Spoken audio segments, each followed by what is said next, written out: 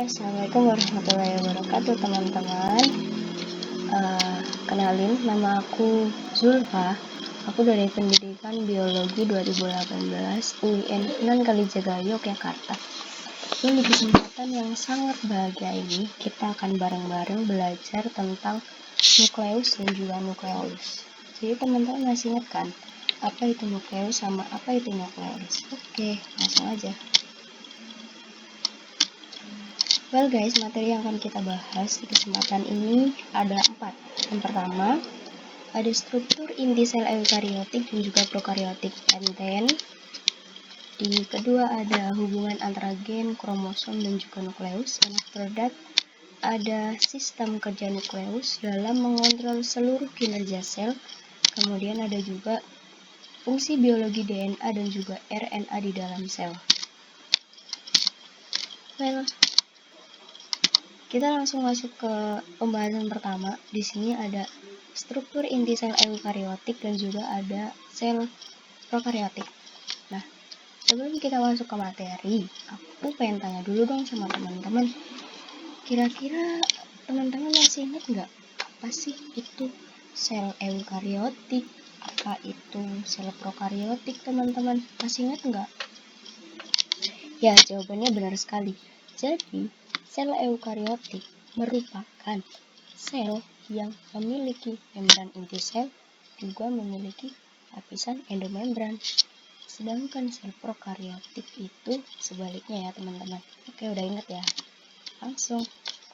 Nah, di sini udah tertera gambaran dari inti sel eukariotik. Nah, ini biasanya tuh ada di sel hewan ya. Jadi di sana itu bentuk selnya itu bulat gitu ya, diselimuti oleh sitoplasma kayak gitu. Dan bagian-bagiannya tuh ada sel selaput nukleus, ada juga pori-pori inti, ada juga nukleoplasma, ada juga kromosom, ada juga kromatin, ada juga nukleolus itu sendiri. Di sini teman-teman bisa lihat bahwasannya nuclear envelope atau selaput nukleus itu merupakan membran, sebuah membran yang menyelubungi nukleus tersebut dan memisahkan isi nukleus dengan sitoplasma. Nah, jadi itu nanti ketika gak ada selaput ininya, nanti isi nukleus itu bakal tercampur sama sitoplasma kayak gitu teman-teman. After that ada pori-pori inti. Pori-pori itu yang ini nih, yang kayak bintil-bintil itu tuh. Nah, itu namanya pori-pori. Pori-pori itu kan kayak lubang gitu. Jadi itu seperti jalan keluar masuknya nanti entah bahan-bahan kimia ataupun nanti zat-zat lain yang biasanya keluar masuk sel, seperti itu. Kemudian ada nukleoplasma. Di sana itu cairan berbentuk gel. Jadi itu cairan pengisi di dalam nukleolus. Itu nukleoplasma namanya. After that ada kromosom dan juga kromatin. Nah, dua ini berkaitan ya. Jadi itu kromatin merupakan bahannya dari kromosom gitu. Oke teman-teman.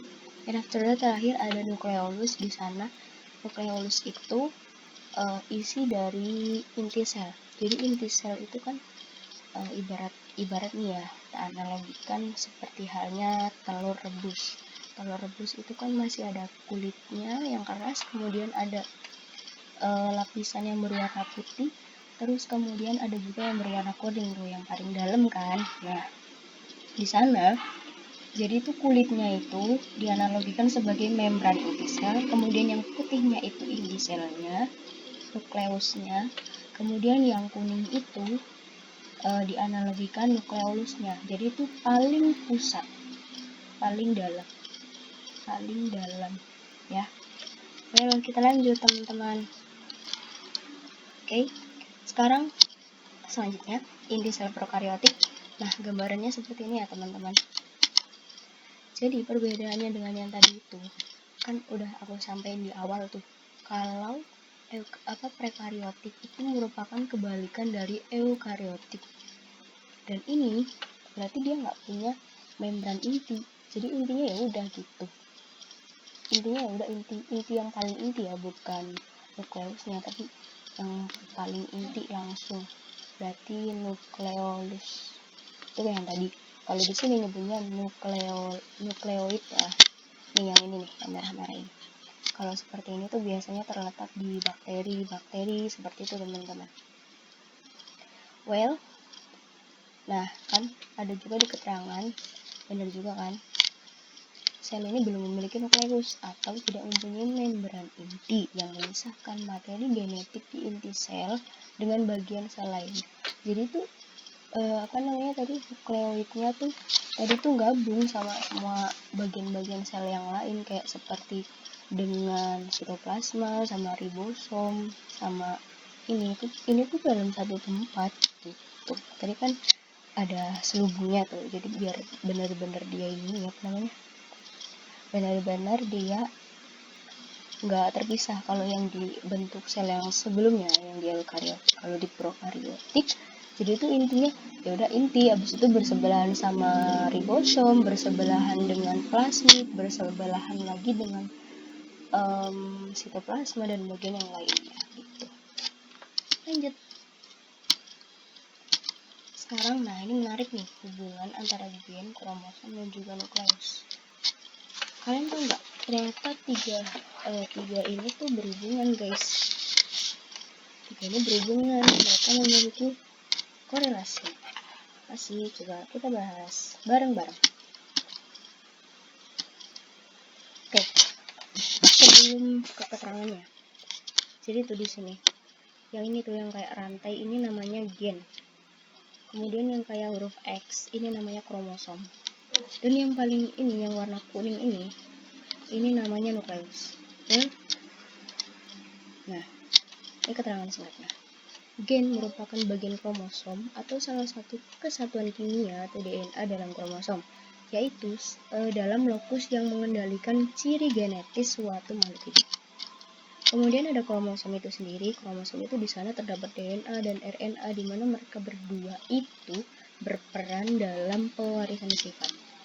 Well, yang terakhir ada nukleus atau inti sel, merupakan bagian sel yang berfungsi sebagai pusat perintah atau pengendali aktivitas sel. Nah, gitu ya.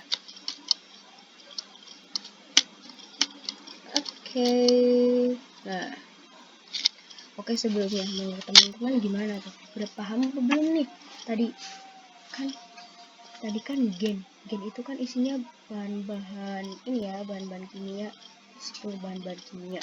Terus kromosom isinya DNA sama RNA.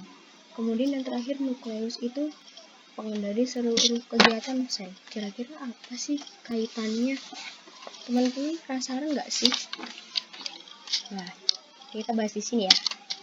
Well, bisa dibaca teman-teman. Sifat-sifat makhluk hidup diwariskan kepada sel kelamin jantan dan sel kelamin betina. Diwariskan dari sel kelamin jantan dan juga sel kelamin betina. Bagian yang bertanggung jawab itu nukleus. Kemudian di dalam inti sel atau nukleus itu terdapat kromosom. Kromosom merupakan benang-benang halus yang berfungsi sebagai faktor membawa sifat keturunan, di mana gen itu ada di dalamnya. Nah, gitu teman-teman. Jadi ini kayak bertingkat gitu ya, ibarat kita itu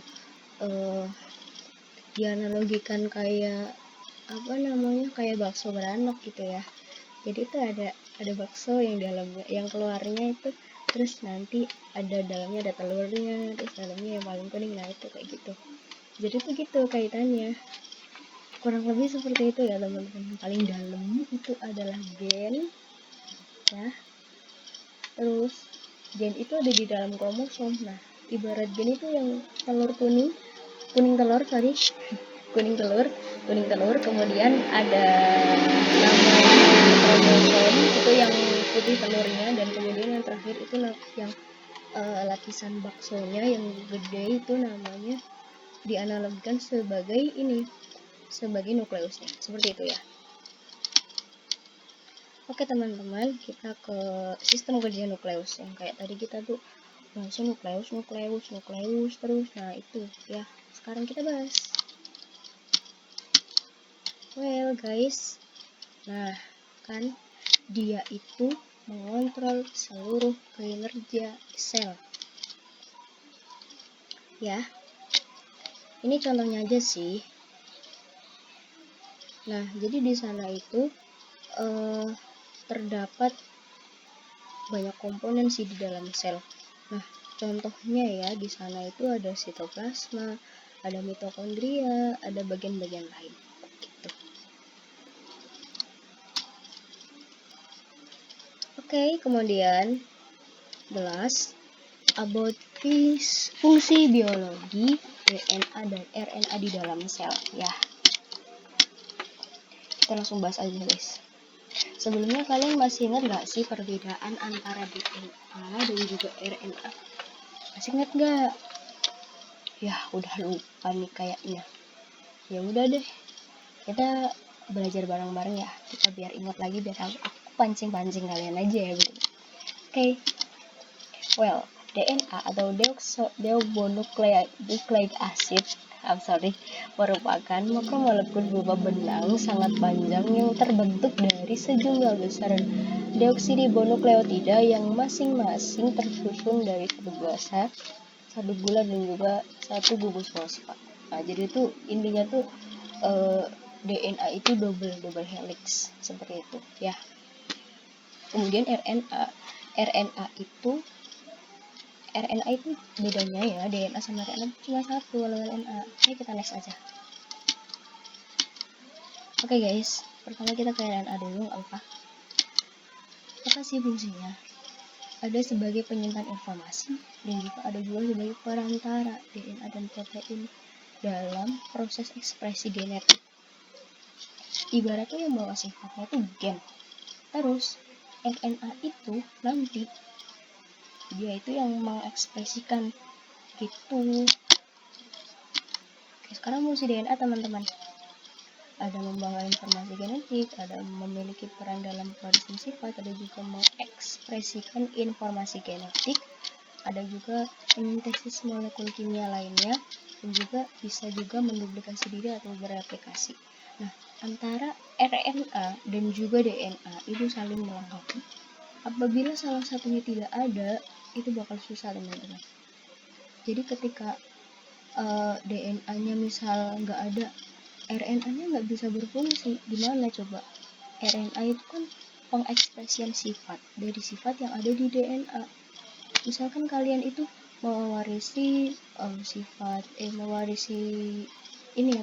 dari basa nitrogennya, misalkan adenin sama adenin, nanti kan contoh aja ya, bahwa jadi tuh sifat yang terbaca itu nanti kalian mewarisi gen rambut keriting dari ibu kalian.